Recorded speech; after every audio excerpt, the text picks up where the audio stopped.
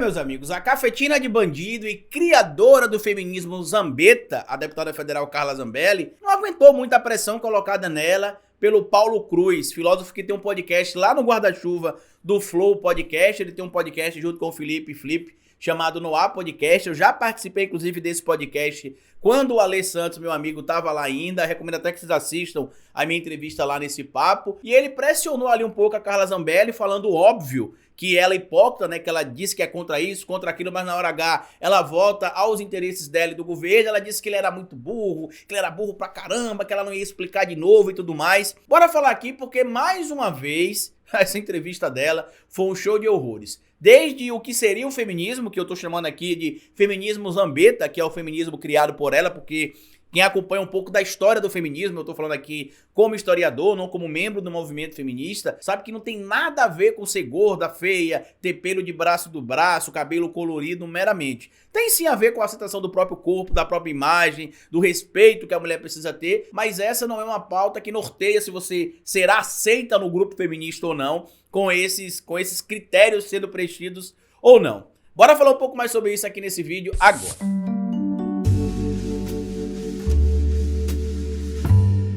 Pois bem, meu povo, antes de seguir esse vídeo, eu queria pedir a você que deixasse like no começo do vídeo, porque se deixar lá pro final você esquece. E queria pedir a você também que ajudasse a gente compartilhando esse vídeo com outras pessoas, comentando aqui para dar engajamento, dando like, pedindo a você que vai lá no Facebook também seguir a nossa página lá no Facebook, porque somente assim a gente vai conseguir ampliar a nossa rede de informação lá, e pedir a você que, se puder ser membro ou apoiador, que se torne membro ou apoiador desse canal, já que o nosso canal é um canal independente. Hoje eu tô aqui para falar sobre a participação da Carla Zambelli no Flow Podcast. Mais uma vez, um show de horrores, e mostra para todo mundo que entende o mínimo de política o quão despreparada ela e tantos outros são para ocupar os cargos que ocupam. Estão lá basicamente para serem serviçais do presidente Bolsonaro e, casualmente, no caso dela, ser cafetina de ladrão, já que ela fica defendendo o mito o tempo todo, defendendo o Jair Messias Bolsonaro, que é o cara que manda ela calar a boca, chegar pra trás, ficar em silêncio, e ela fica rindo sem graça. Ela é tão serviçal do presidente Bolsonaro que foi se humilhar pro Sérgio Moro, para que o Sérgio Moro não deixasse o governo Bolsonaro,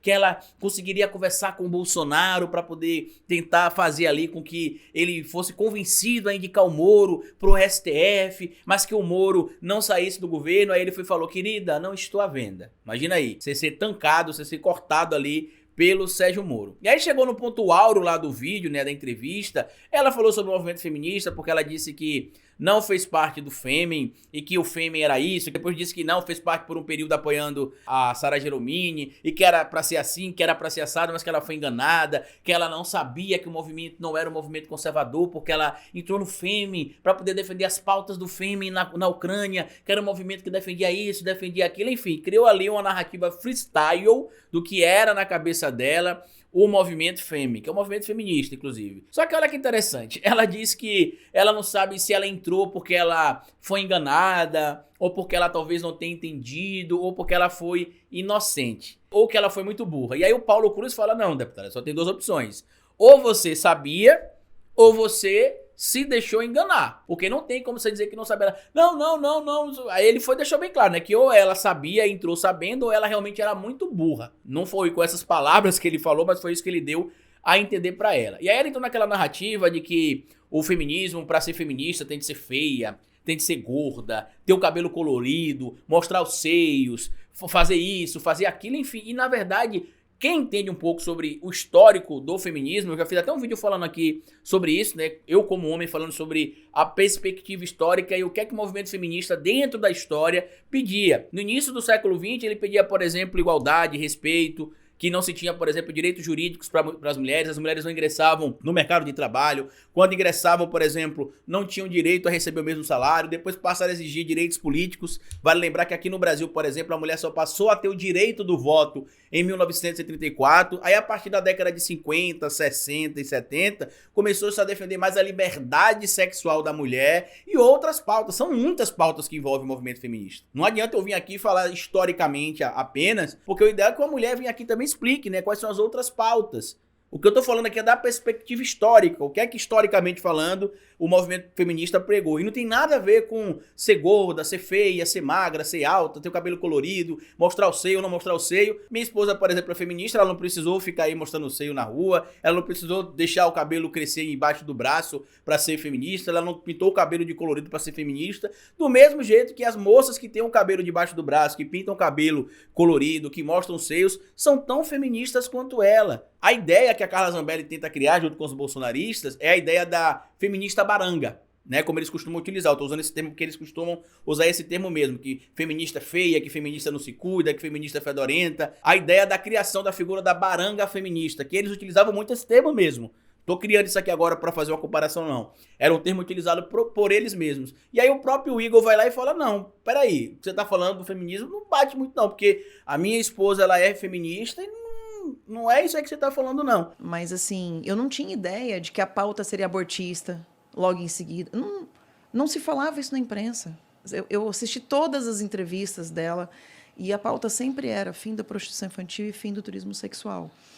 E a gente está falando de 2012, que depois disso daí a coisa explodiu. Então, hoje a gente tem um movimento feminista que quer aborto, um movimento feminista que quer empoderar a mulher, mas tem que estar feia, né? A mulher tem que ser poderosa e feia, né? Não pode ser poderosa bonita, ela não pode se cuidar. Não, ela tem que engordar e o cara tem que gostar dela gorda, porque se ela...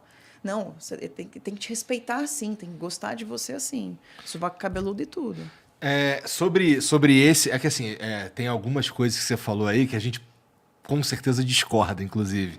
Mas esse lance da... Você está falando do movimento feminista, você está falando de uma parte do movimento feminista, eu imagino, não é? Porque, vamos lá, a minha esposa, eu diria que ela é feminista, mas ela não se parece muito com esse estereótipo, por exemplo. Ela sabe? se cuida, tá? Ela tem uma outra vibe. E mesmo essa galera que a gente diz que elas não se cuidam, eu não sei se é necessariamente uma questão de se cuidar ou não, Carla, porque assim, ó, eu vou me usar de exemplo. Eu não me acho um cara assim vaidoso ou que se cuida demais. No máximo eu tomo banho pra não ficar fedendo e taco um desodorante e tá bom, entendeu? Então assim, eu sou mais de uma vibe de deixa as pessoas. E aí por isso que eu tô dizendo pra vocês aqui no início do vídeo que esse é o feminismo Zambetta. Esse é o feminismo criado pela Carla Zambelli. Que ela acredita que seja essa plataforma pro feminismo, que ela acredita que para você se identificar com o movimento feminista, você tenha de seguir esses critérios, né? Como se fosse um padrão. Bom dia, tudo bom? Como é seu nome? Maria, Joana, Antônia. Levanta o braço. Não tem cabelo, então você não pode ser feminista. Ah, levanta o braço. Pronto, tem cabelo. Deixa eu ver o seio. Ah, não vai mostrar o seio? Não pode ser feminista. Não é assim. É até um desrespeito com as mulheres. E eu vou ser bem sincero aqui pra vocês. Eu não acho que ela é burra, não, tá? Ela é bem esperta. Porque assim que ela foi confrontada, por exemplo, pelo Paulo Cruz, sobre a questão da votação da LDO do ano passado, de 2021, que é a Lei de Diretrizes Orçamentárias, né, o LDO no ano passado, ela votou favorável ao aumento do fundão eleitoral. Que ela dizia que era contra. Aí depois ela foi pra internet fazer uma analogia, dizer que ela era contra, mas que ela era a favor disso e daquilo. Depois o Bolsonaro vetou de forma estratégica, porque tinha um aumento ali do fundo eleitoral para cerca de 5 bilhões e 700 milhões de reais. Depois o Bolsonaro vetou, né, pra fazer um teatrinho, e aí o Congresso foi e derrubou o veto. E aí o Paulo Cruz falou sobre isso. E olha que eu tenho várias divergências com o Paulo. Recentemente, inclusive, eu até interagia com ele lá no... Não sei se foi no Twitter ou no Instagram, que ele colocou uma fonte lá da Gazeta do Povo para falar sobre o fim do aborto nos Estados Unidos. Eu falei para ele que a Gazeta do Povo não era um instrumento muito confiável, dependendo do colunista e dependendo do tema que estava lá, já que encheu-se de bolsonarista na Gazeta do Povo e que vários colunistas que estão lá hoje basicamente defendem os interesses pessoais e não os interesses jornalísticos como se pretende ter em um meio de comunicação. Não tenho um problema pessoal nenhum com o Paulo, apesar de termos divergências interessantes no campo da política. Quando acabou minha participação no Noir Podcast, por exemplo, a gente ficou conversando quase 2 horas sobre algumas coisas que a gente discordava, mas de forma amigável, porque é assim que a sociedade tem de voltar a ser. Você tem que sentar para conversar com pessoas que pensem diferente de você e discorde sem brigar, sem ameaçar, sem querer que o outro deixe de existir. No bate-papo lá, por exemplo, com o Ale e com ele, não deu tempo de falar sobre racismo estrutural, porque ele é contrário ao racismo estrutural. Ele tem até vídeo dizendo que racismo estrutural é um vício da sociedade, são maus hábitos e tudo mais. Eu até já fiz vídeo aqui falando sobre isso, que não são maus hábitos, né? Realmente é um contexto que está intrínseco na sociedade. O professor Silvio Almeida traz isso no livro dele, O Racismo Estrutural, que não só fala sobre racismo estrutural, mas também fala do racismo institucional também. E mesmo com essas divergências em relação ao Paulo, eu não posso deixar de falar sobre a pergunta dele, que foi pertinente, sim, a Carla Zambelli, né? Como é que ela é contra um ponto ou outro e aprovou, por exemplo, a LDO, mesmo dizendo que era contra o aumento do fundo eleitoral. E aí a Carla Zambelli, como muitos bolsonaristas não têm resposta para as coisas, porque eles estão lá basicamente para puxar saco do mito, por que eles defendem tanto o Bolsonaro? Porque eles sabem que eles só existem se o Bolsonaro existir. Agora, nesse pleito de 2022, por exemplo, vários deputados não serão reeleitos. Em 2018, 243 deputados chegaram ao Congresso Nacional pelo primeiro mandato. Foi uma renovação de quase 50% da casa, 47,7%, se eu não me engano, por cento da renovação do Congresso. Agora, vários deputados que foram eleitos em 2018 com a temática bolsonarista, lei antipetista, anticomunista e, enfim, a onda Bolsonaro, muitos não serão reeleitos. E mesmo que sejam reeleitos agora, com a derrota do Bolsonaro, não serão reeleitos na próxima eleição, no próximo pleito em 2026. E eles sabem disso.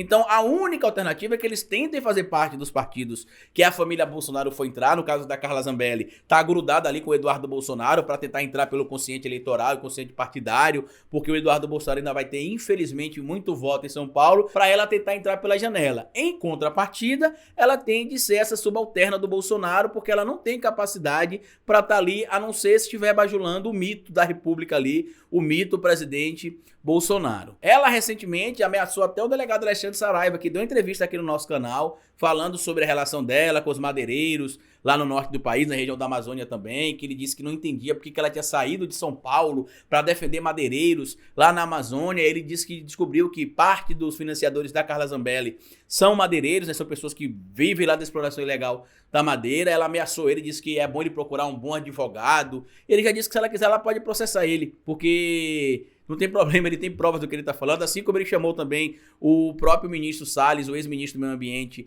de bandido. Ele disse que também não é processado porque o ministro Salles sabe que ele tem prova. Mas voltando para a narrativa do Flow Podcast, ao ser indagada, olha o que ela respondeu aí. Mostra aí, Gabriel, por gentileza. Ué, e esses 5 bilhões aí saiu da onde? Não falei isso. Olha, tanto que do fundão. Olha o tanto que você tá distorcendo. Não, eu se falei o dinheiro 49 foi todo gasto... Não, bilhões. tô falando agora. Teve um fundão aprovado agora aí de fala 5 com quem bi. Aí você fala com quem votou a favor do fundão. Eu sou contra Não, você votou a favor do fundão, é. Oi? Você votou a favor do fundão, dizendo que ia fazer o destaque e tal, mas votou a favor. Você acha que ter votado no orçamento Sim. é ter votado a favor do fundão? Exatamente. Então você acha que eu tinha que ter votado contra o orçamento? Exatamente. Dar calote o governo tinha que dar calote em todo mundo. Não, o Bolsonaro não vetou? Vetou o aumento do fundão, não vetou o orçamento. Por exemplo, votasse contra o aumento do orçamento se não tirasse esse aumento do fundão. Velho, não é muito burro. Mas num debate, isso aí não é debatido no Congresso? Meu Deus, velho, você não entendeu nada que eu falei. Não, Carla Zambelli, peraí. Eu não vou te explicar de novo, porque tu é muito burro, velho. O aumento do fundão... Que pariu, pegou ar. Eu não acredito nisso. Eu expliquei todos os detalhes. É um como é que... Não, mas... eu vou mijar, fica você falando sozinho. Ué, ela é uma deputada... Não, uma deputada federal que ela aprova um orçamento com aumento de fundão, dizendo que ia destacar depois, ou seja, um Congresso que não tem discussão, que os caras não discutem o orçamento, que os caras não brigam para abaixar aquele fundão que ia aumentar. Não, vai todo mundo votando e depois ela falou, eu não sabia e tal, que ia acontecer isso. Rapaz! Mano, e ainda fala que eu sou burro. Ganha 30 pau por mês pra votar um bagulho que vai ferrar a vida do brasileiro e fala pra mim que eu sou burro. Pois é, como vocês viram, ela disse que não votou no fundão. Ela votou na Lei de Diretrizes Orçamentárias, que incluía um fundão eleitoral de 5,7 bilhões de reais. E aí o Paulo Cruz confronta ela, diz que não, você queria então que a gente não votasse, que a gente desse o calote e tudo mais. E não, Carla, a observação que o Paulo tá fazendo é pertinente, porque para ter a aprovação da LDO, poderia ter a aprovação com a ressalva do fundão eleitoral, com o pedido para que o valor fosse menor. Sem falar que, para que o expediente, para que o ano no Congresso, podemos chamar assim, acabe e você entre em recesso no final do ano, precisa ter a aprovação da lei de diretrizes orçamentárias. Então não tem essa de dar calote. A lei seria aprovada, a diretriz seria aprovada, perdão. Só que qual que é o problema que é a crítica do Paulo? Que você diz que é contra, que você não votou, como você falou no próprio vídeo aí, que você não votou em favor do fundão eleitoral, que votou na lei de diretrizes orçamentárias, só que lá tinha um fundão eleitoral. É que nem a narrativa do auxílio emergencial, que eles dizem que votaram todos a favor, que o Bolsonaro pagou R$600 pro trabalhador brasileiro durante a pandemia, e é mentira. Toda a base do Bolsonaro votou contrária. Somente a oposição, alguns partidos de direita e pessoas que têm um caráter menos complicado que essas pessoas que parasitam o Estado brasileiro, votaram favoráveis. Porque, só pra você ter noção, durante a pandemia, direita e esquerda, situação e oposição, se entenderam para poder votar favorável ao auxílio de R$600, menos a cafetina de ladrão, criadora do feminismo Zambetta, bem como a Bia Kicis, bem como toda a base bolsonarista, até os filhos do presidente da república, votaram contrários ao pagamento do auxílio emergencial de R$600. Então essa narrativa tem que cair por terra, e o Paulo tá certo nisso aí. E aí ela vai levando, diz que ele é muito burro, que não vai explicar de novo, que isso, que aquilo, ele vai falar pra ela, você recebe 30 pau por mês pra votar contra o povo. É isso mesmo, tá certo. E agora a gente precisa lutar, Paulo, e quem acompanha meu trabalho aqui, para que figuras como a Zambelli não seja eleita. Eu não sou muito a favor do discurso do Paulo, que é aquele discurso liberal, conservador, nem Lula, nem Bolsonaro, mas nesse ponto a gente precisa concordar contextualmente, porque é isso mesmo que aconteceu. A Carla Zambelli é só uma oportunista, não tem capacidade de ocupar o cargo que ocupa, foi eleita na onda Bolsonaro, tanto que roda e vira, ela se envolve ali em problemas com projetos que não sabe desenrolar, que não consegue criar direito à solução, porque ela não é do trato político. Ela tá lá porque um monte de gente em 2018 decidiu se tornar político e achou que quanto pior, melhor. Porque dizia que, como dizia o Tiririca, né? Pior que tá não fica, eles viram que ficou muito pior. Comenta aqui embaixo o que vocês acham dessa situação. Compartilhe esse vídeo com outras pessoas se vocês puderem. Se inscreva no canal, deixa like, me siga nas plataformas digitais, porque como eu sempre digo aqui no final de cada vídeo, cabeça vazia é oficina para Bolsonaro.